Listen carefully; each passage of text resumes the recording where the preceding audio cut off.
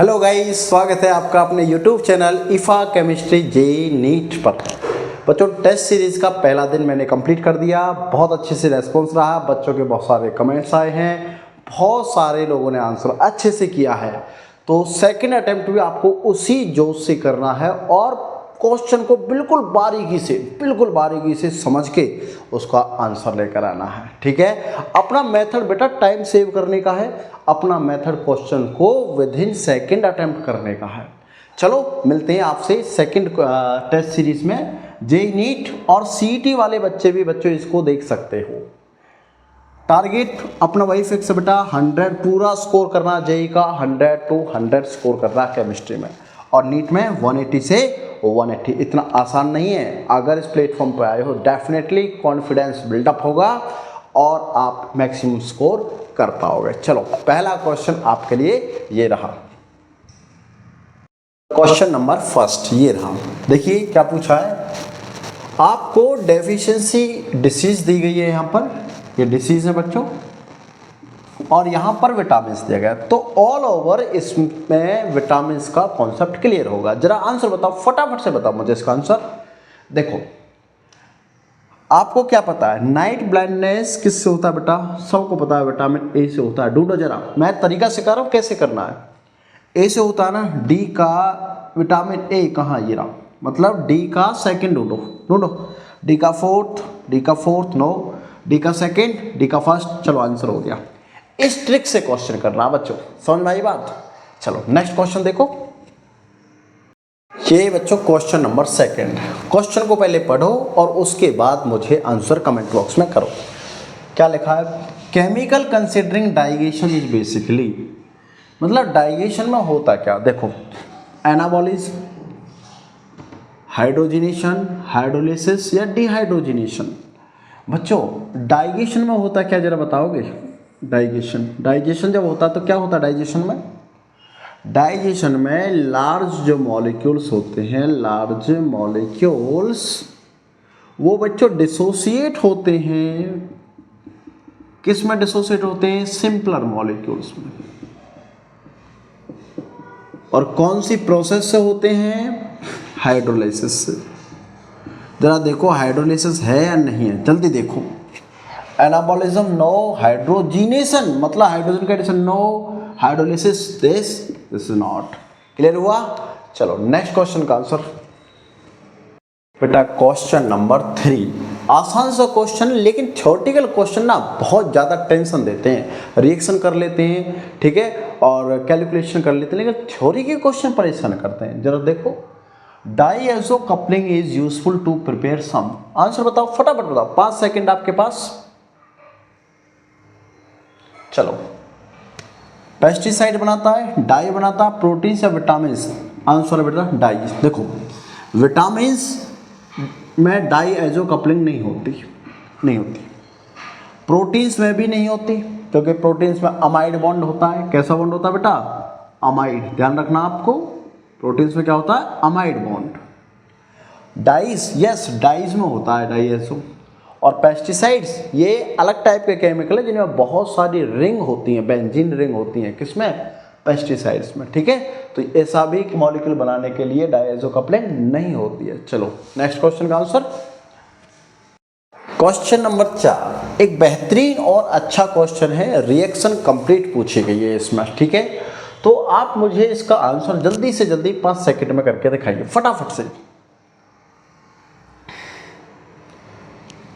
चलो नहीं हुआ आप लोगों से, ठीक है करते हैं। देखो बेटा तरीका सुनना, देखना कैसे हम इसको अटेम्प्ट करेंगे। ध्यान रखना कैसे करेंगे। देखो क्या कह रहा है, एन मिथाइल एनिलीन, हम उल्टा चलेंगे। ओके बच्चों, एन मिथाइल एनिलीन होता क्या है पता है? This is an methyl aniline.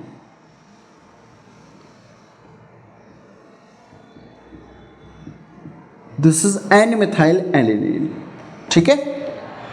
अब ये कह रहा कि यहाँ आपको इस रिएजेंट का वर्क पता होना चाहिए। ये जो वर्क है बेटा, ये आइसोसाइनाइड बनाता है, आइसोसाइनाइड।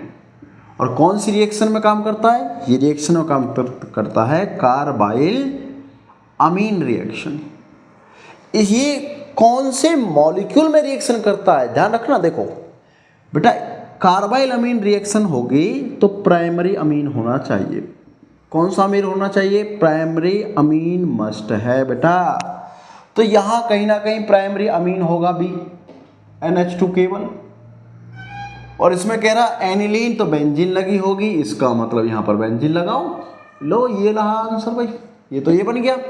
अब रिडक्शन किया इसका तो किससे किया होगा? है ऑप्शन में नाइट्रोबेंजीन, ये लो। देखो कोई टाइम लगा क्या इस क्वेश्चन में? नाइट्रोबेंजीन का रिडक्शन किया तो एनिलीन बना। एनिलीन में कार्बाइल अमीन रिएक्शन की तो यहाँ पर बनता बच्चों आइसो नाइट्रिल, बन गया NC। और जब इसका रिडक्शन करेंगे तो आपको पता है ये कार्बन CH3 में कन्वर्ट हो जाएगा। यस और नो जल्दी बताओ, स्ट्रेटजी यहां से सीखनी है। चलो नेक्स्ट क्वेश्चन, ये रहा बच्चों क्वेश्चन नंबर 5। जरा होल्ड करके और मुझे आपको 5 सेकंड देता हूं, फिर से मैं आंसर करो, फटाफट करो।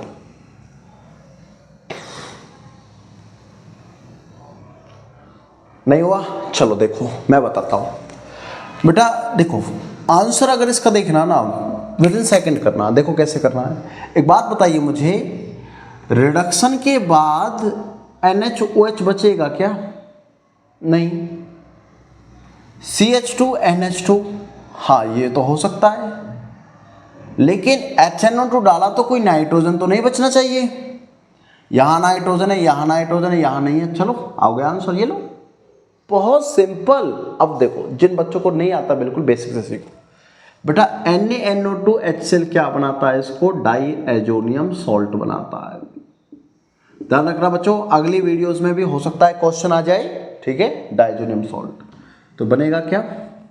This is diazonium salt. जहां भी आपको NaNO2HCl और एनिलीन गिवन हो, डाई एजोनियम सॉल्ट बनेगा। क्या बना? Diazonium salt. Clear? CuCN डाला बेटा, वो ये पूछ सकता है कि रिएक्शन कौन सी है। This is Sandmeyer reaction. कौन सी रिएक्शन है? Sandmeyer reaction. होता क्या है कि ये साइनाइड यहां पर अटैक कर देता है और दैट इज ये साइनोबेंजीन। रिडक्शन है बच्चों सिंपल, H2 के साथ Na। क्या बनेगा? इसका रिडक्शन करो complete, that is CH2NH2। Clear? ये तो यही मॉलिक्यूल बन गया। अब HNO2 क्या करेगा? HNO2 एक एसिड है, और जब एसिड में इसको डालेंगे तो यहां पर वाटर अटैक करेगा, नाइट्रोजन बाहर। दैट इज हमारे पास मॉलिक्यूल बना like this. This is benzyl alcohol. अगले रिएक्शंस में या एग्जामिनर आपसे ये पूछ सकता है कि इसका नाम क्या? This is benzyl alcohol. बोलो समझ में आया या नहीं आया? चलो नेक्स्ट देखो बच्चों, क्वेश्चन नंबर 6। देखो गिरनार्ड वाला क्वेश्चन है, और ये तो ट्रिक में मैंने शॉर्ट में भी अपलोड किया है, ठीक है। देखो क्या कह रहा है बच्चों, साइनाइड है और यहाँ पर मिथॉक्सी ग्रुप है। हमें पता है गिरनार्ड मिथॉक्सी से तो कोई रिएक्शन नहीं करता भाई, इससे रिएक्शन नहीं होगी।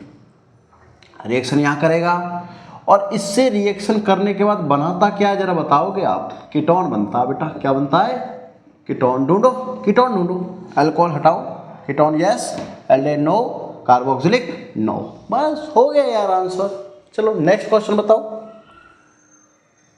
ये बच्चों क्वेश्चन नंबर 7।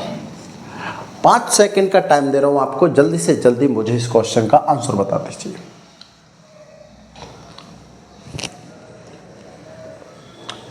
हो गया? नहीं हुआ? देखते हैं। देखो बेटा, ये कह रहा है कि अपने को प्रोडक्ट चाहिए इसका, कैसे निकालेंगे भाई? हमें पता है यहाँ न्यूक्लियोफाइल है, नाइट्रोजन के पास लोन पेयर है, और वो सीधा डोनेट करेगा। आप ऐसा मत कीजिए। देखो मैंने आपको पहले भी सिखाया था कि जब भी कार्बोनिल हो और NH2 हो, आप सीधा वाटर निकालिए और नाइट्रोजन को जोड़िए ऑक्सीजन की जगह। क्या बनेगा बच्चों? डबल बॉन्ड N और ये CH3। बोलो यस और नो, यही होना है। Lithium aluminium hydride reducing agent है, वाटर के साथ ही चलता है। दैट इज इसको हटा देगा और यहाँ H लगा देगा। हो गया रिडक्शन। ढूंढो किधर है? Oxygen no, NaOH no, OH तो हटा दीजिए। This is the answer. हो गया? चलो नेक्स्ट क्वेश्चन का आंसर। तो क्वेश्चन नंबर 8, जितना क्वेश्चन लेंथी दिख रहा है ना उतना क्वेश्चन इजी वे, बस मात्र 20 सेकंड का है, कॉन्सेप्चुअल बेस्ड क्वेश्चन है। देखो क्या कह रहा है, आपको स्टैंडर्ड पोटेंशियल गिवन है, ठीक है, और आपको बताना है कि इस रिएक्शन में कौन कैसा बिहेव कर रहा है। आपके पास 5 सेकंड है, फटाफट से मुझे आंसर बता दीजिए जल्दी। देखो चलो बेटा, हमें क्या पता है कि जिसकी ई नॉट अगर जितनी ज़्यादा पॉजिटिव होगी वो ऑक्सीडाइजिंग एजेंट होता है। ऑक्सीडाइजिंग एजेंट, बोलो ये पता है या नहीं पता? पता मुझे कि फ्लोरीन मोस्ट ऑक्सीडाइजिंग एजेंट है, सबको पता है। और बेटा इसकी standard electrode potential value plus में 2.87 होती है। लिथियम अच्छा रिड्यूसिंग एजेंट है, तो इसकी वैल्यू -3.05 के समथिंग होती है ना। तो हम ये कह सकते हैं जिसकी वैल्यू जितनी ज़्यादा पॉजिटिव वो उतना अच्छा ऑक्सीडाइजिंग एजेंट, जितनी वैल्यू नेगेटिव वो उतना ही रिड्यूसिंग एजेंट। बस इस कॉन्सेप्ट को आप समझ गए तो समझो ये क्वेश्चन हो गया। देखो ऑप्शन में जाइए, हमने देखा सबसे ज़्यादा वैल्यू किसकी है बेटा, पीबी की, उसके बाद एचजी, उसके बाद टिन, ठीक है।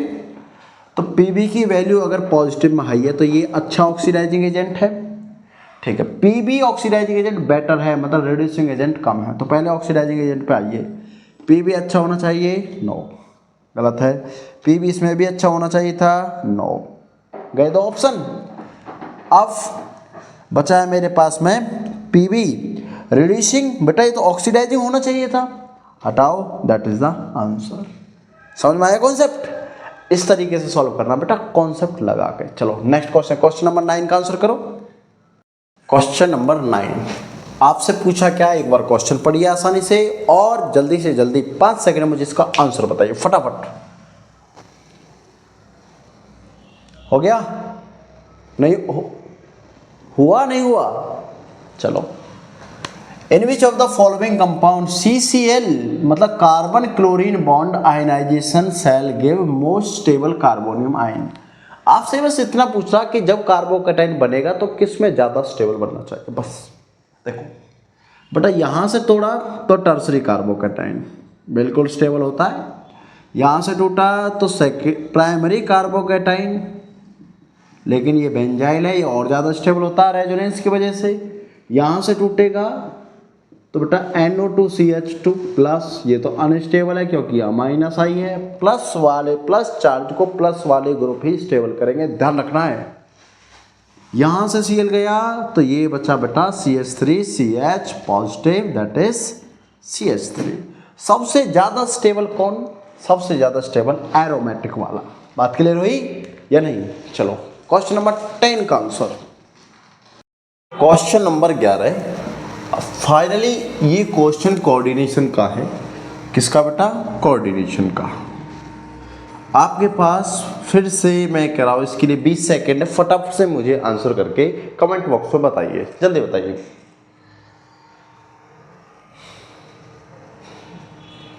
जल्दी, चलो देखते हैं बेटा। इसमें पूछा क्या, करेक्ट इलेक्ट्रॉनिक कॉन्फ़िगरेशन। देखो कोऑर्डिनेशन की मैं बहुत सी बातें यहाँ से क्लियर करने वाला हूँ, ध्यान से सुनना।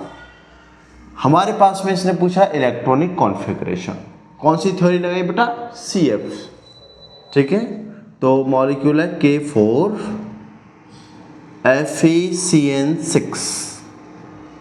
सबसे पहले पहचानो कि यहाँ पर ये मेटल है ना, इसको बोलते हैं काउंटर आयन। क्या बोलते हैं बेटा इसको? Counter ion. ये अपने पास लिगेंड होता है जो इलेक्ट्रॉन डोनेट करता है, इलेक्ट्रॉन डोनेशन का इसका काम होता है, ठीक है। ये अपना सेंट्रल मेटल है। क्या है? सेंट्रल मेटल, ठीक है। इसको मैं ये भी लिख सकता हूँ क्योंकि यहाँ पर 4 मेटल पोटाशियम डोनेट कर रहे हैं, तो बेटा यहाँ पर 4 नेगेटिव आएगा, FeCN6 दैट इज 4 नेगेटिव, ये भी लिख सकता हूँ, ठीक है। अब क्वेश्चन आपसे ये भी बन सकता था कि ऑक्सीडेशन स्टेट कितना मेटल का है यहाँ पर, ठीक है। देखो कैसे करेंगे, मेटल को X प्लस बेटा एक Cn -1 चार्ज देता है, तो इसका मतलब -1 इंटू 6 और इक्वल टू यहाँ टोटल चार्ज कितना बच्चों -4 है ना। इसको ऐसा लिखो, चलो सॉल्व करो। x -6 equal to -4, x equal to -4 plus 6 equal to +2। इसका मतलब इस मॉलिक्यूल में आयरन जो है बेटा वो +2 ऑक्सीडेशन स्टेट में है। क्लियर बात। चलो इसने इलेक्ट्रॉनिक कॉन्फ़िगरेशन पूछा है, आगे करते हैं बेटा। अगर ये +2 में है तो जरा इसकी इलेक्ट्रॉनिक कॉन्फ़िगरेशन बनाएं आयरन की। क्या बनेगा, आयरन एटॉमिक नंबर 26 होता बेटा, तो क्या लिखोगे आर्गन 18 4s2 और 3d6। 2 इलेक्ट्रॉन निकालने हैं बच्चों, 2 इलेक्ट्रॉन यहाँ से निकालिए क्योंकि आउटर स्टेट यही है, हाई एनर्जी का है, तो ये बचेगा अपने पास में 4s0 3d6। क्लियर, ये बना अपने पास में Fe+2 का। कोई दिक्कत, लेकिन इन्होंने तो इस फॉर्म में पूछा है। अब क्या करना है, इसके अकॉर्डिंग हमें ये देखना पहले कि ये ऑक्टाहेड्रल मॉलिक्यूल है टेट्राहेड्रल मॉलिक्यूल। बेटा अगर कोऑर्डिनेशन नंबर 6 होता है, क्या होता है, अगर कोऑर्डिनेशन नंबर 6 होता है तो ये ऑक्टाहेड्रल होता है, और अगर कोऑर्डिनेशन नंबर 4 होता तो बच्चों ये टेट्राहेड्रल होता। ठीक है, ऑक्टाहेड्रल जब भी होता है तो उसमें डी जो ऑर्बिटल है बेटा, ये इसकी स्प्लिटिंग कुछ इस तरीके से होती है, जैसे ये डी ऑर्बिटल हो गया, ठीक है, इसकी स्प्लिटिंग कुछ इस तरीके से होगी। यहाँ पर क्या है, dxy dy z dz dz² dx² minus y², यही होता है बेटा। तो जब ऑक्टाहेड्रल टूटता है बच्चों, तो ये जो 3 ऑर्बिटल हैं ये नीचे आते हैं इसमें, यहाँ पर dxy dyz dz, और इनको बोलते हैं T2G, और 2 ऑर्बिटल अपने पास में है जो वो ऊपर जाते हैं, dz² dx² माइनस y², इनको बोलते हैं बच्चों Eg। ओके, 6 इलेक्ट्रॉन थे, उनको मैं यहाँ पर फिलअप करूँगा, 1 2 3 4 5 और ये 6। ओके, अब क्या है, मुझे इसका फील्ड पता होना चाहिए जो लीगेंड है। यहाँ बच्चों जो Cn जो लीगेंड मिला है अपने को, वो स्ट्रॉन्ग फील्ड है, स्ट्रॉन्ग फील्ड। कार्बन वाले जितने भी हैं मोस्टली वो स्ट्रॉन्ग फील्ड रहेंगे। ठीक है, तो स्ट्रॉन्ग फील्ड क्या करता है, अगर मैं इसको इनमें डिस्ट्रीब्यूट करूँ तो बच्चों 1 2 3 4 5 6 ऐसे होगा। चलो 1 2 3 4 5 6 है ना, लेकिन स्ट्रॉन्ग फील्ड क्या करता है, ऊपर जाने की वजह उनको नीचे ही पेयर करवा देता है। तो इसका मतलब इन दोनों को भी यहाँ पर पेयर करवाइए, लाइक दिस, हो गया पेयरिंग। तो इसका मतलब क्या आया कॉन्फ़िगरेशन में, कॉन्फ़िगरेशन में आया T2G6 और Eg में क्या आया बेटा 0। जरा देखो आंसर किधर है अपने पास में, ये रहा आंसर। बोलो बात क्लियर हुई। अभी यहाँ से आपसे पूछता मैग्नेटिक मोमेंट बताइए, क्या पूछता, magnetic moment, mu magnetic moment होता बेटा, उसका निकालने का फॉर्मूला होता है N+2 Bm, यूनिट होती है बोर मैग्नेटिज्म। N क्या है यहाँ पर बच्चों, नंबर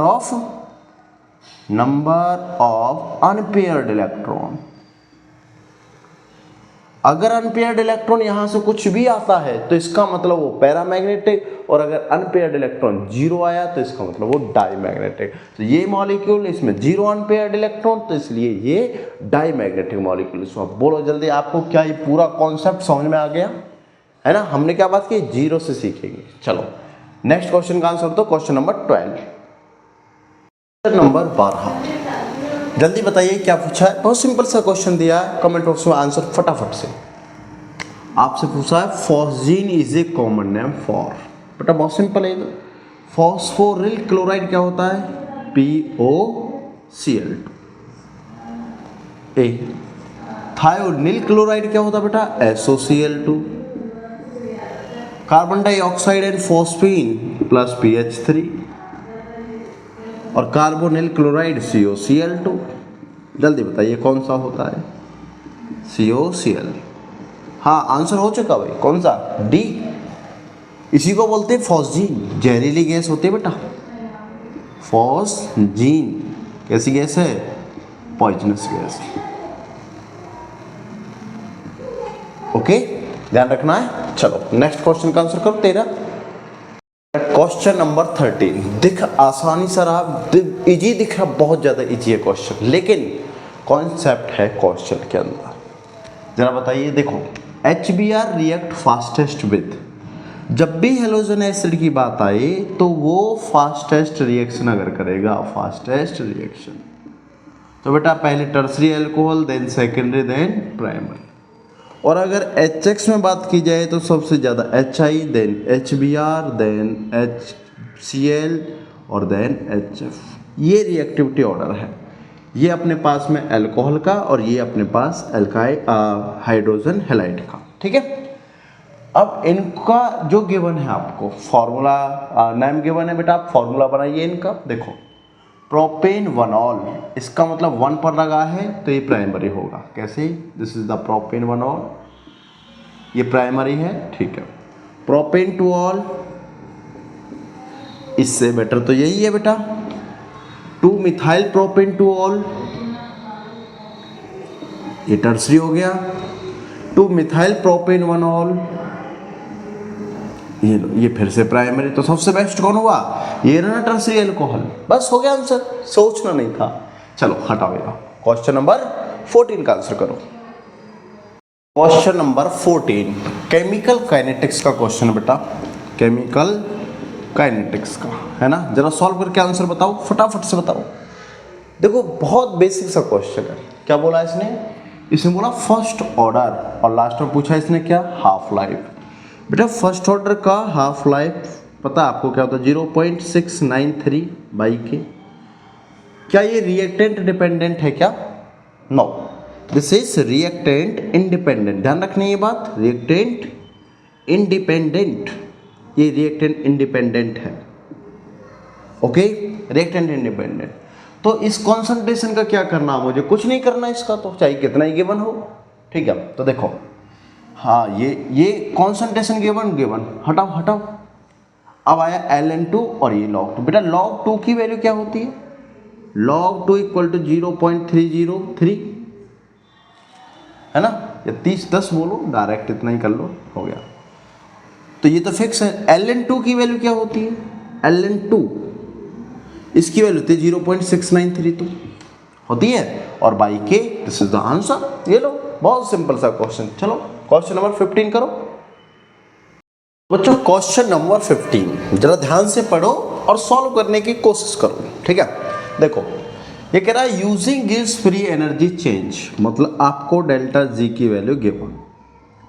द फॉलोइंग रिएक्शन, ये कोई रिएक्शन हो रही है, इक्विलिब्रियम में है। KSP, बेटा KSP और डेल्टा जी का रिलेशन अगर आपको पता है तो ही क्वेश्चन होगा। देखो क्या होता है, delta G equal to -2.303 RT log के इक्विलिब्रियम, या KSP आप लिख सकते हो, चलेगा। ओके, ये फॉर्मूला यहां यूज होने वाला है। आपसे पूछा क्या है इसमें? KSP, ये वाली वैल्यू पूछिए, बाकी सारा गिवन है। रखिए डेल्टा जी की जगह 63.3 क्लोज है बेटा, इसको जूल में कन्वर्ट करो, इक्वल टू क्या आएगा? -2.303 इंटू आर की वैल्यू गिवन बेटा 8.314 इंटू टेम्परेचर कितना गिवन है 25। आप इसको केल्विन में कन्वर्ट करो, 25 + 273 इक्वल टू 298, और इंटू लॉग KSP। सॉल्व करो बेटा, 63.3 इंटू 10³ इक्वल टू, बच्चे जब इसको सॉल्व करोगे ना तो ये समथिंग आएगा 5705.8, इसके समथिंग आएगा ये सारा, ठीक है। इंटू लॉग KSP, इसको इधर लेकर आओ, 63.3 इंटू 10³ अपॉन -5705.8 लॉग KSP। और बच्चे जब इसको सॉल्व करते हैं ना तो ये वैल्यू कुछ आती है ऐसे 0.012 समथिंग कुछ लिखा होता है, इधर उधर छोड़ो उसको, ठीक है। और इंटू 10 की पावर 3 है यहाँ पर। और बेटा जब ये लॉग की एस पी है तो इधर जाएगा तो रेशो में जाएगा, इसका मतलब ये जो वैल्यू है बेटा ये पावर में जाएगी। किस में जाएगी? पावर में। तो 10 की पावर -12, क्योंकि वैल्यू माइनस में है तो -12 देखिए किधर है, इधर है, इधर है वैल्यू 12 या 3, दिस इज द आंसर। बस हो गया, सिंपल। चलो नेक्स्ट क्वेश्चन का आंसर दो। क्वेश्चन नंबर 16 क्या कहा गया है? आपसे पूछा पैरामैग्नेटिक कौन सा है। कैसे बताओगे भाई इस क्वेश्चन को कि ये पैरामैग्नेटिक है? क्या आपको कॉन्सेप्ट पता है इसका कि पैरामैग्नेटिक कैसे डिफाइन करते हैं हम लोग? देखो, डायटोमिक मॉलिक्यूल है। थ्योरी कौन बताती है बेटा? एमओटी बताती है इस बात को। कौन सी थ्योरी बताती है? एमओटी। ठीक है। अब मैंने आपको एक ट्रिक सिखाई थी, कुछ याद हो तो। अगर याद नहीं है ना, मैं अभी कह रहा हूं बेटा, फिर से सजेशन दे रहा हूं इस बात का कि आप चैनल पे जाके प्लीज 2x में करके वो वीडियो देख लिया करो। ठीक है। एमओटी बताई थी। क्या बोला था बेटा मैंने कि पैरामैग्नेटिक के लिए मैंने एक पॉइंट बोला था कि अगर ऑड नंबर इलेक्ट्रॉन हुआ तो पैरामैग्नेटिक है, और अगर इवन हुआ, इवन नंबर, तो केवल B2 और O2 को छोड़कर सारे डाइमैग्नेटिक हैं। ये पैरा है केवल पैरामैग्नेटिक, बाकी सारे डाइमैग्नेटिक हैं। ठीक है। चलो चेक कर लेते हैं भाई।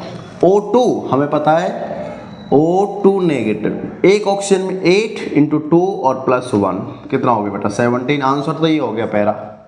अब देखना चुटकियों में कि ये कैसे नहीं है। देखो CN बेटा कार्बन 6 प्लस नाइट्रोजन 7 और एक माइनस का 8, कितना हो गया ये? 14 नहीं है। नाइट्रोजन 7 प्लस ऑक्सीजन 8 और एक -1 कितना? 14 नहीं है। कार्बन 6 प्लस 8 14 नहीं है। देखो कितना बेहतरीन तरीके से और चुटकियों में मैंने आंसर सॉल्व किया, अगर कॉन्सेप्ट पता है तो। ठीक है। चलो क्वेश्चन नंबर 17 बताओ। क्वेश्चन है बेटा sp3 हाइब्रिड कंटेन्स, मतलब sp3 हाइब्रिड है, आपको बताना कि s कैरेक्टर कितना है उस मॉलिक्यूल्स में। देखो आज मैं आपको ना s कैरेक्टर के जितने भी कॉन्सेप्ट बनेंगे सबको कराऊंगा। ध्यान रखना, एक भी क्वेश्चन s कैरेक्टर से अगर आया ना तो छूटना नहीं चाहिए। अब बेटा ये है sp3 है ना, क्या मैं इसको ऐसा लिख सकता हूँ? जल्दी बताइए। हो गया, बात तो एक ही है समझने के लिए। अगर ये 100% है टोटल 100%, तो मुझे ये बता दीजिए केवल S के कितना परसेंटेज है इसमें? भाई ये टोटल 4 एटम है ना, हम कहते हैं 4 ऑर्बिटल। अब 4 ऑर्बिटल में एक का परसेंटेज कितना आएगा? क्योंकि S तो अकेला है, तो कितना आएगा भाई? 4 से डिवाइड कीजिए तो आएगा 25%। और 25 को 1/4 लिख सकता हूँ या नहीं लिख सकता? जल्दी बताइए आप मुझे। लिख सकता हूँ ना, 1/4 लिख सकता हूँ ना। इसका 1/4 ही तो है ये 25%। आया समझ में? नहीं आया? जल्दी बताओ भाई। 25% को 1/4 ही तो लिख सकता हूँ।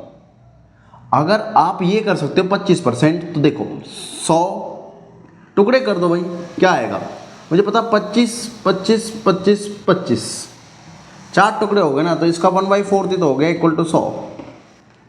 100 का परसेंट 1/4 कितना हो गया? 25% हो गया। जल्दी बताओ, 25 चौका 100 कर लो यार, एक ही बात है।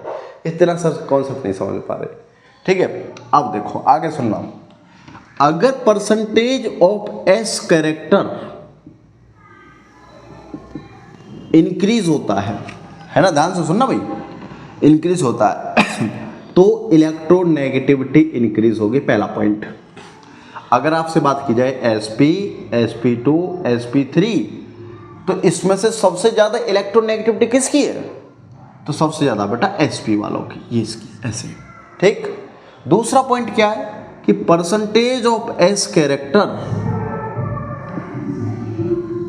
Directly proportional to bond angle, तो सबसे ज्यादा बॉन्ड एंगल किसका? यही है। बात समझ में आई? ये नहीं है? जल्दी बोलो। Yes.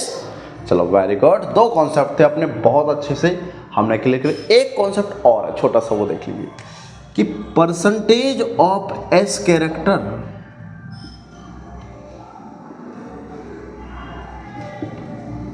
Inversely proportional to bond length. जिसका एस कैरेक्टर ज़्यादा उसकी बॉन्ड लेंथ कम होगी। ध्यान रखना इन कॉन्सेप्ट से 101% क्वेश्चन आएगा, इस बार जरूर आएगा। ठीक है, चलो क्वेश्चन नंबर 18 का आंसर करो। तो ये क्वेश्चन नंबर 18 आपके लिए ये रहा। जल्दी से जल्दी इसको सॉल्व करो, थोड़ा लेंथी पड़ेगा क्योंकि कुछ कैलकुलेशंस वगैरह है, सॉल्व करो। देखो ये कह रहा है, पहले ना आप सारी वैल्यूज लिखो जो गिवन है, क्वेश्चन को ध्यान से पढ़कर। कह रहा vapour pressure of CH, Cl3 and CH2, Cl2। जब भी ऐसा क्वेश्चन आए ना तो दो टेबल बना लो, ये लो।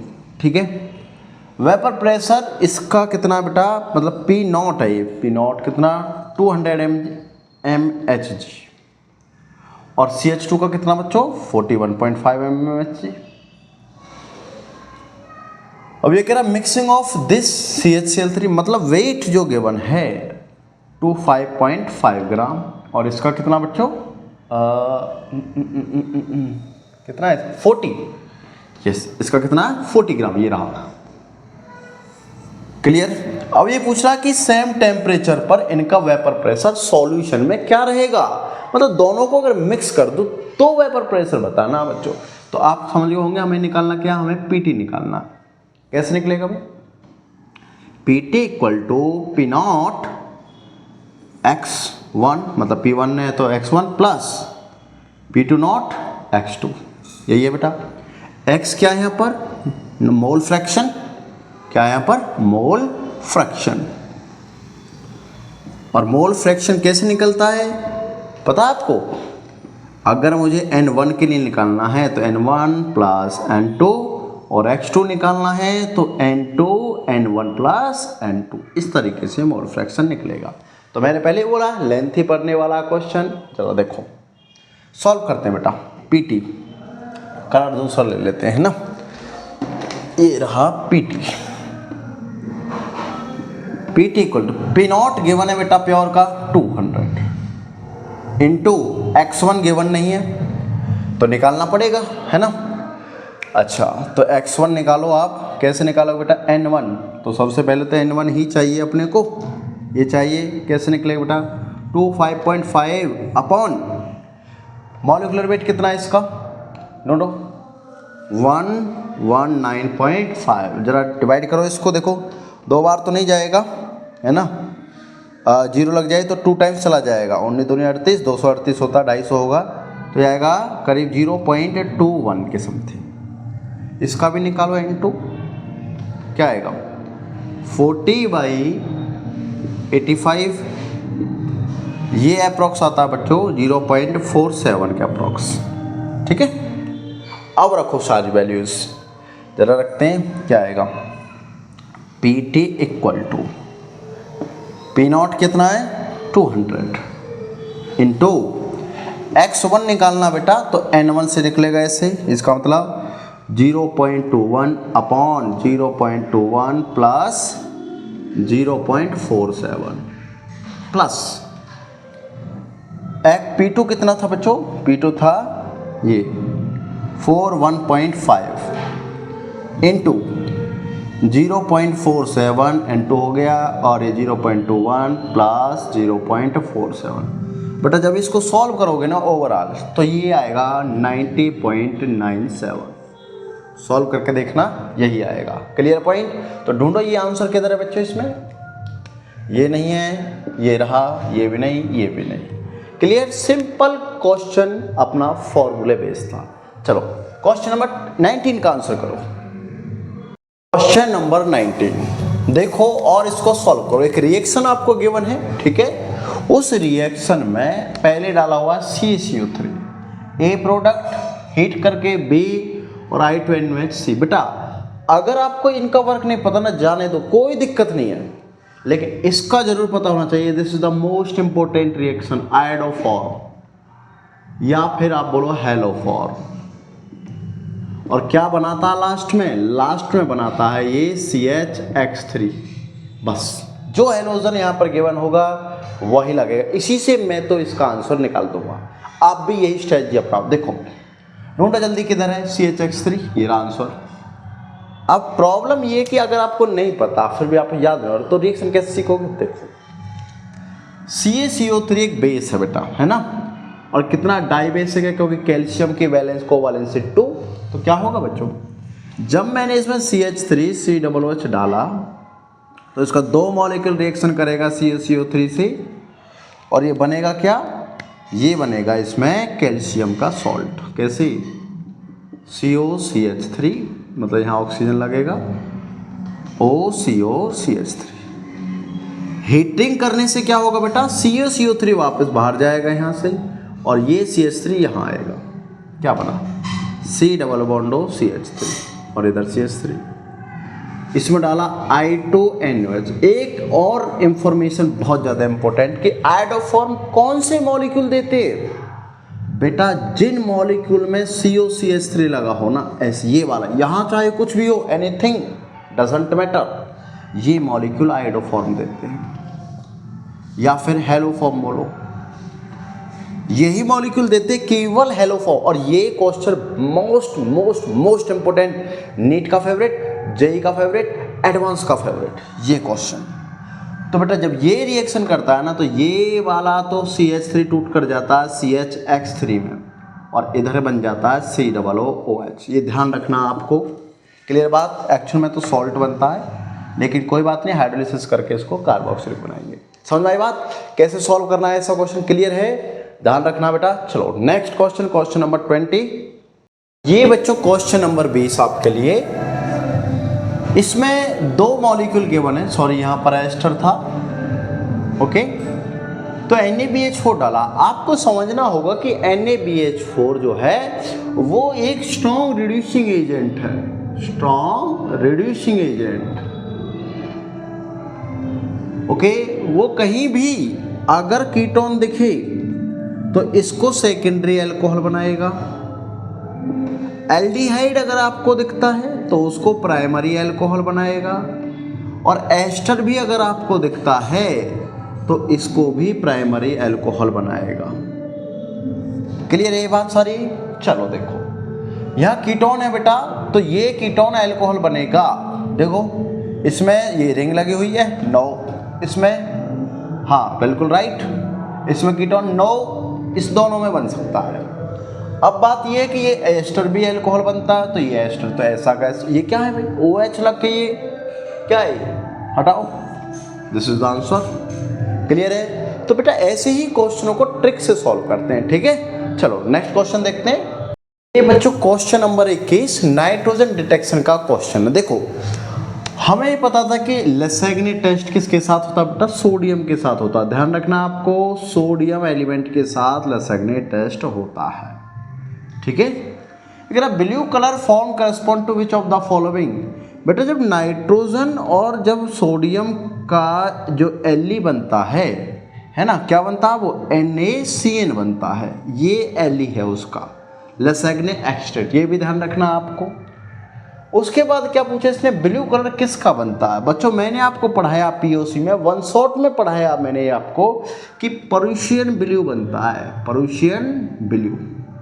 और परूशियन ब्लू का फॉर्मूला लिखवाया था Fe4 FeCN6 का थ्राइस। ढूंढो जल्दी किधर है बेटा, Fe3 no, Fe3 no, Fe4 लेकिन यहाँ ट्वाइस है, ये थ्राइस है, that is the answer. Clear? वो आपसे इस आयरन का ऑक्सीडेशन स्टेट भी पूछ सकता है। क्लियर बात? चलो इसका ऑक्सीजन स्टेट कितना आएगा, +2 आएगा। कोई दिक्कत किसी को नहीं है? ठीक है बेटा, सबसे पहले happy Holi all of you. यहाँ तक अगर वीडियो देख रहे हो ना तो इसका मतलब आप डेडिकेटेड हो एग्जाम के लिए, ठीक है।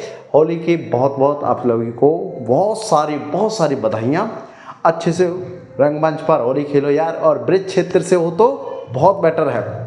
आपको तो पता है ब्रिज क्षेत्र में बहुत अच्छी होली होती है ना, सबको पता है, सबको पता है। क्वेश्चन नंबर 22 बेटा, देखो कार्बोएनाइन की स्टेबिलिटी आपसे यहाँ पर पूछी गई है ना। चलो हम कार्बोएनाइन की स्टेबिलिटी के बारे में बात करते हैं आज। Stability of carbanion. बच्चों कार्बन पर negative charge indicate, that is called carbanion. Valency complete करो लाइक दिस। अगर यहाँ पर इसके पॉइंट बेटा स्टेबिलिटी के, अगर यहाँ पर कोई ग्रुप लगा है, मान लो R लगा है, और इस R का नेचर अगर +I हुआ या फिर इसका नेचर +M हुआ, तो कार्बो एनाइन होगा बच्चों अनस्टेबल। इसके रेस्पेक्ट में क्या होगा? अनस्टेबल। और अगर कार्बन का नेचर -I हुआ या -M हुआ तो होगा बेटा स्टेबल इसके रेस्पेक्ट। क्लियर है बात? यस और नो जल्दी बताइए मुझे।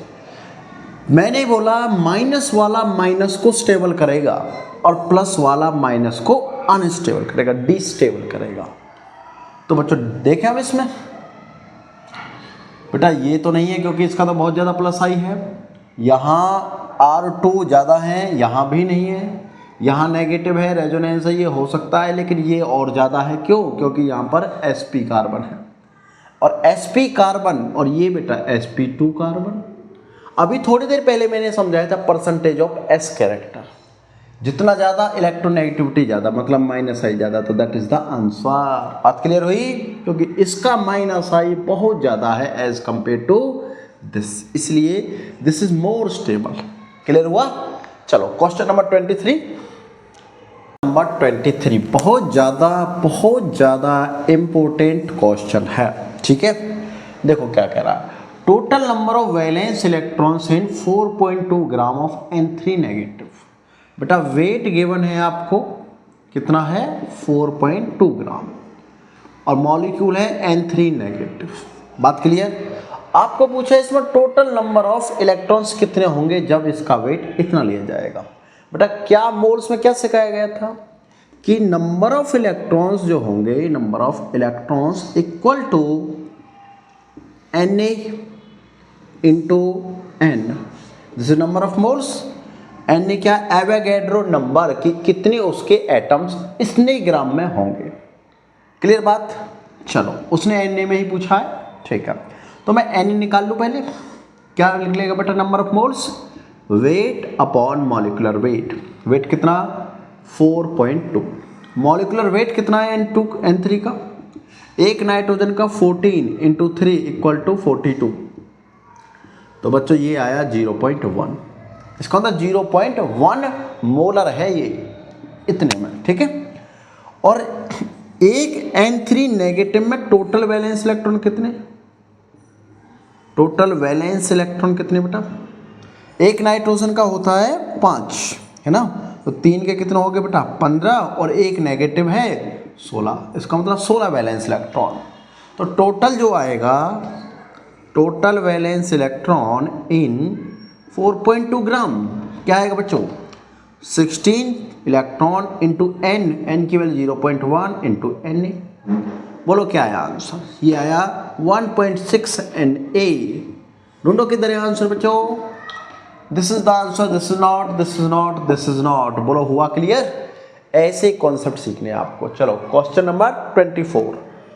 नंबर 24 क्वांटम नंबर का बेटा, पूरा कॉन्सेप्ट क्वांटम नंबर का मैं यहाँ क्लियर करूँगा आप लोगों को। ठीक है, देखो एक बार पढ़ो और क्वेश्चन का आंसर देने की कोशिश करो। इसने कहा कि मेरे पास ये 4 सेट है बेटा क्वांटम नंबर का, 5। ठीक है, इनमें से पूछा कि क्वांटम नॉट पॉसिबल, कौन सा नहीं हो सकता? ध्यान से सुनना बेटा। n की वैल्यू कितनी हो सकती है? n की वैल्यू 1 से लेकर 2, 3, 4, 5, 6 हो सकती है। ठीक है, l की वैल्यू हमेशा n-1 मतलब n से कम रहने वाली है। अगर ये 1 है तो n की वैल्यू 0, ये 1, 2, 3, 4, 5। ठीक है बच्चों, l की वैल्यू 0 आएगी तो s ऑर्बिटल, p, ये d, ये f, ये g और ये h ऐसे डिफाइन होता है। m की वैल्यू निकलती है बेटा +L2 -L। ठीक है, जितनी +L होगी +L2 -L, मतलब m की वैल्यू निकाल लेंगे। अगर यहाँ पर 0 हो तो ये 0 आएगी, अगर 1 है तो +1 से -1 और बीच में 0। ठीक है, अगर m की वैल्यू 2 है, मानो मैंने कह दिया l की वैल्यू 2 है, तो m की वैल्यू बताओ, तो +2 से -2, तो बीच में क्या है? +1, 0, -1। क्लियर बच्चों? और s की वैल्यू आपको पता ही है, या तो +1/2 या -1/2। क्या आपको ये सारा पॉइंट क्लियर हुआ N, L, M और S का? चलो अब देखते हैं भाई। N की वैल्यू 1 तो L की वैल्यू 0 बिल्कुल होगी, M की वैल्यू 0 ही होगी। यस यस, तो ये पॉसिबल है। हमसे पूछा नॉट पॉसिबल। देखो ध्यान सुनो भाई, 1 जिसमें भी है ना उसको हटा दो आंसर से अपना। 1 इसमें ये हटा दो। क्लियर हुआ? इस तरीके से ही सॉल्व करना आप लोगों को। नेक्स्ट, अब हमारे पास सेकंड, थर्ड, फोर्थ ये बचा। देखो n की वैल्यू 2, l की वैल्यू 2 नहीं हो सकती, तो ये अपना एक आंसर है, मतलब दोनों में है। n की वैल्यू 4, l की वैल्यू 3 हो सकती है, m की वैल्यू माइनस हो सकती है, s की वैल्यू ये भी हो सकती है। मतलब थर्ड अपना राइट है, लेकिन थर्ड आंसर नहीं होना चाहिए, तो ये नहीं है, तो इसका मतलब ये आंसर है। बस बात खत्म, बात खत्म भाई, खत्म। कि देखो करते हैं फोर्थ, लो फोर्थ को। n की वैल्यू 1, l की वैल्यू 0 बिल्कुल, -1 कैसे हो सकती है जब l की वैल्यू 0 है? तो चलो n3, l2, m3 कैसे हो गया? चलो दैट इज आंसर। क्लियर हुआ? चलो question number 25। Which one of the following alcohol react instantaneously with Lucas reagent? Lucas reagent का पूरा कॉन्सेप्ट अभी क्लियर कर देता हूं, ठीक है। देखो पहला पॉइंट बेटा, लुकास जो रिएजेंट होता है ये होता क्या है, पहले तो यही पता होना चाहिए। ध्यान सुनना, एनहाइड्रस ZnCl2 और HCl होता है बेटा लुकास रिएजेंट, ध्यान रखना है। और HCl इसमें होगा कॉन्सेंट्रेटेड। क्लियर है बात? क्लियर। अब ये काम क्या करता है? ये बेटा अल्कोहल से रिएक्शन करता है, रिएक्ट विद अल्कोहल। ध्यान से सुनना बातों को, ओके। प्राइमरी होगा, सेकेंडरी होगा, टर्सरी होगा, यही होते हैं अल्कोहल। मैं लिख देता हूं ROH CR ROH CR अगर मैंने इन तीनों में ZnCl2 के साथ HCl डाला तो ये रिएक्शन करेगा और हैलाइड बनाएगा। मतलब यहां OH की जगह Cl आएगा सभी जगह, इसमें भी यही होगा, ठीक है। बैलेंस कंप्लीट करो, और इसमें भी यही होगा। क्लियर? रिएक्शन तीनों में करता है लुकास, लेकिन प्रॉब्लम ये किस में फास्ट करता है, किस में स्लो करता है। देखो जिसमें कार्बोकेटाइन स्टेबल बनेगा रिएक्शन फास्ट होगी। बेटा कहाँ का कार्बोकेटाइन स्टेबल? टर्सरी, क्योंकि ये यहां से जाएगा, दैट इज टर्सरी कार्बोकेटाइन। अब अगर टर्सरी अल्कोहल होता है तो उसमें तो इमीडिएट रिएक्शन होती है बेटा, इमीडिएट, ध्यान रखना है, इमीडिएट रिएक्शन किसमें? टर्सरी अल्कोहल में। अगर रहा सेकेंडरी तो इन 5 मिनट, कितनी मिनट? 5 मिनट में होती है। और अगर प्राइमरी है तो ये बहुत स्लो रिएक्शन देता है, स्लो रिएक्शन, ठीक है। तो और इन तीनों में ऑब्जर्व जो होता है वो होती है बेटा टर्बिडिटी। क्या बोलते हैं उसको? टर्बिडिटी। इससे ये कंफर्म होता है कि अल्कोहल कौन सा था। अगला क्वेश्चन ये आ सकता है, आपसे ये पूछा जा सकता है कि in which of the following alcohol does react in 5 minute with Lucas reagent. ध्यान रखना सेकेंडरी। आप आइडेंटिफाई करो कौन सा टर्सरी है। This is primary, no, this is tertiary, this is the answer. Instant बोला था, और ये प्राइमरी, नो, ये सेकेंडरी, नो। क्लियर हुआ कॉन्सेप्ट? चलो क्वेश्चन नंबर 26 पढ़ो पहले क्वेश्चन को। In the following sequence of reactions, बच्चों कुछ रिएक्शन गिवन है, उसमें बोला गया पहले यहाँ पर एल्काइल हैलाइड है, KCN डाला, ए मॉलिक्यूल बना, दैट इज हाइड्रोलिसिस, हाइड्रोलिसिस। और बच्चों पहचानो कौन सी हाइड्रोलिसिस है? This is complete hydrolysis. Then lithium aluminium hydroxide, simple reduction. बोलो क्या बनेगा?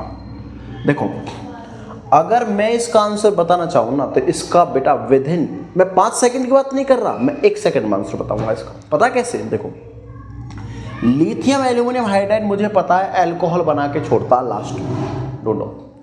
Ethyl, methane, Aston. चलो हो गया आंसर। मैंने बोला था ना विदिन सेकंड, 1 सेकंड में आंसर आएगा। ये आया। अब देखना कैसे करेंगे, कैसे। देखो बेटा KCN है, CH3Br, इसमें डाला KCN, क्या बनाए? CH3CN बनेगा, KBr बाहर, क्योंकि इसने अटैक यहाँ किया। क्लियर हुआ? कंप्लीट हाइड्रोलिसिस अगर करेंगे तो जब इस CN का हाइड्रोलिसिस करेगा तो ये बनाएगा कार्बोक्सिलिक एसिड, ये लो कंप्लीट हाइड्रोलिसिस से। और जब इसका रिडक्शन करेंगे लिथियम एल्यूमिनियम हाइड्राइड से तो ये हर कार्बोनिल को मोस्टली क्या बनाता है? अल्कोहल बनाता है। बस हो गया आंसर। क्लियर है? ये बेटा फंडे। ठीक है, चलो नेक्स्ट क्वेश्चन 27। नंबर 27 देखो क्या कह रहा है, H2PO5 is heated with water to give. बेटा वाटर से रिएक्शन करेगा तो H2PO5 मतलब P2O5 फॉस्फोरस पेंटा ऑक्साइड क्या देगा? देखो ये होता है फॉस्फोरस पेंटा ऑक्साइड का फॉर्मूला बेटा, मतलब कंप्लीट स्ट्रक्चर अगर देखा जाए तो दिस। और अगर मैं इसमें डाल देता हूँ क्या चीज़, मैं इसमें डाल दूँ H2O। पहली बात तो ये आपको याद रखिए 3H2 डालते हैं इसमें, ठीक है। और ये बनता क्या है? ये बनता है यहाँ से H3PO4। इसका नाम है orthophosphoric acid, orthophosphoric acid. Answer this. बेटा मेरा आंसर ये आ गया, ओके। बट आपको ये जानना कि इन सबका केमिकल फॉर्मूला क्या है। जैसे यहाँ से स्टार्ट करते हैं, हाइपोफॉस्फोरस एसिड, ये फॉस्फोरस एसिड है ही लेकिन एक ऑक्सीजन कम। जैसे फॉस्फोरस एसिड का फॉर्मूला H3PO3, तो एक ऑक्सीजन कम है तो हाइपो, ओके क्या आएगा? H3PO2 हो गया। ये हाइपो हो गया बेटा, ये फॉस्फोरस एसिड और ये ऑर्थोफॉस्फोरिक एसिड। बचा हाइपोफॉस्फोरिक एसिड। बेटा इसका फॉर्मूला H4P2O6, ध्यान रखना है। क्लियर रहेगा? ठीक है। अच्छा एक पायरोफॉस्फोरिक एसिड भी होता है, पायरोफॉस्फोरिक एसिड। इसका फॉर्मूला क्या बेटा? पायरो जहां आ जाए मतलब एक ऑक्सीजन एक्स्ट्रा, जैसे H4P2O6 था, O7 कर दो, बस हो गया। क्लियर बात? चलो नेक्स्ट क्वेश्चन देखो 28। Number 28, how many bridging oxygen atom are present in P4O10? आपको P4O10 में टोटल ब्रिजिंग ऑक्सीजन बताना है। देखो आराम से सुनो बात को पहले ध्यान से। P4O10 का स्ट्रक्चर अगर नहीं आता तो आप तुक्का लगाओगे, पक्का बता रहा हूँ आप तुक्का लगाओगे, लेकिन तुक्का नहीं, आपको स्ट्रक्चर आना चाहिए। देखो कैसे, सिंपल बेटा। P4O10 का जब स्ट्रक्चर बनाते हैं हम तो ये बनता है कुछ इस तरीके से, ध्यान सुनना मेरी बात, ओके।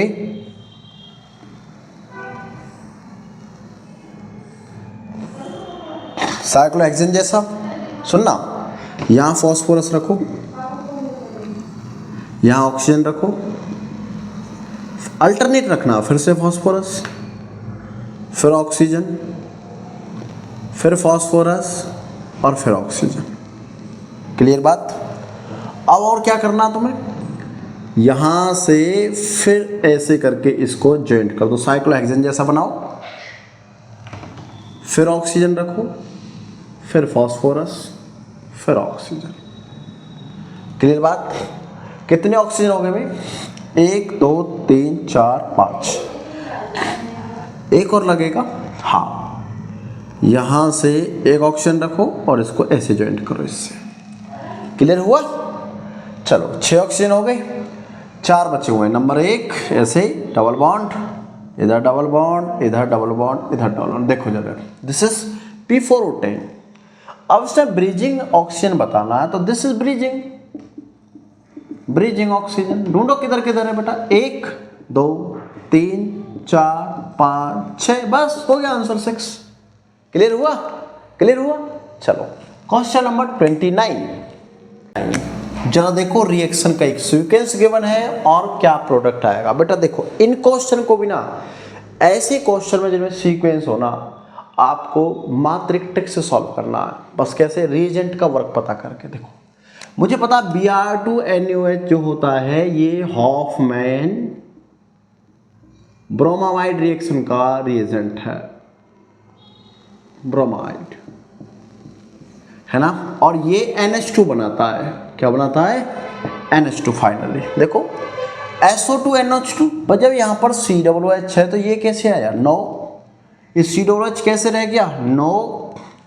और किसको बनाता है ये भी ध्यान रखना बेटा, ये COONH2 को बनाता है, नहीं तो ये कैसे रह गया, ये रहा आंसर, ये लो। क्लियर हुआ? देखो ये पहले OH हटा के Cl लगाएगा, पूरा करते हैं, डोंट वरी। C+Cl और यहाँ पे R, इसमें NH3 डालो, क्लोरीन हटके NH2 आएगा, बोलो आया। और बच्चों Br2 क्या करता है, इसको हटाता और NH2 ये लगाता, दैट इज आंसर, है ना। चलो नेक्स्ट लास्ट 30 क्वेश्चन, ये है मेरा क्वेश्चन, पहले ध्यान से पढ़ो। 0.1 molar aqueous solution of weak acid is 30% ionise. 30% ionise हुआ है, कोई एक वीक एसिड है, इसका मतलब 30% आयनाइज का मतलब है 0.3, है ना। अगर मेरे पास कोई एसिड है वीक तो वो H+ और A नेगेटिव में टूटता है। क्लियर है बेटा? चैनल को लाइक शेयर सब्सक्राइब क्यों नहीं करते तुम लोग? लाइक शेयर सब्सक्राइब जरूर करो उसको, तभी तो नेक्स्ट अपडेट मिलता रहेगा। चलो अब मैं ये कह रहा हूँ बच्चों, इसका जो था कॉन्सेंट्रेशन पहले 0 अल्फा था, ये 0 0, ये क्या होगा 1 minus alpha, that is alpha alpha, क्योंकि इतना तो क्या हुआ उसमें से कम हुआ। तो बच्चों जो कम कितना है, कितना टूटा है 0.3, तो क्या मैं इसको ये लिख सकता हूँ 0.3 तो टोटल जो मेरे पास में आई रहा वो कितना रहा, इन सब का सम करो, 1 माइनस 0.3 प्लस 0.3 प्लस 0.3, क्या है बेटा आई इक्वल टू, देखो इससे ही कैंसल और ये आया 1.3। और बात क्लियर? अब जो हम TF निकालते हैं डेल TF, क्या फॉर्मूला बच्चों उसका, IKF into M, Vento factor, और ये फ्रीजिंग पॉइंट कांस्टेंट, और ये मोलरिटी, सब गिवन है बेटा। I की वैल्यू हमने निकाली 1.3 इंटू KF की वैल्यू कितनी है 1.86, और बच्चों मोलरिटी कितनी है अपने पास में 0.1। सॉल्व करो इसको, आंसर आएगा अपने पास में, कितना आएगा आंसर, सारी वैल्यू माइनस, क्योंकि फ्रीजिंग पॉइंट माइनस में होगा। सॉल्व करो जल्दी से जल्दी, इससे सॉल्व किया तो ये इतना ही आया बेटा 1, ये आया 30, मतलब और पॉइंट इधर जाएगा 0.13 आया इंटू 1.83, 13 अट्ठे 104 और 13 एकम 13, सॉल्व करके देखो तो ये आएगा समथिंग 0.24 के समथिंग आएगा। बस चलो डिग्री सेल्सियस आंसर कहाँ है, ये ना, सॉल्व कर लेना, आंसर इतना ही आएगा। क्लियर बच्चों? तो ये थे बेटा हमारी डे सेकेंड की टेस्ट सीरीज के 30 क्वेश्चन। मैंने मोस्ट इंपोर्टेंट सारे क्वेश्चन लिए हैं। ऐसे ही अगले 28 दिन 28 डेज भी टेस्ट सीरीज चलती रहेगी। बच्चों को बोल दो लाइक करो, शेयर करो, सब्सक्राइब करो और यहाँ से केमिस्ट्री में फुल स्कोर करो। चलो मिलते हैं फिर आपको कल नेक्स्ट वीडियो के साथ, तब तक के लिए आपको हैप्पी होली।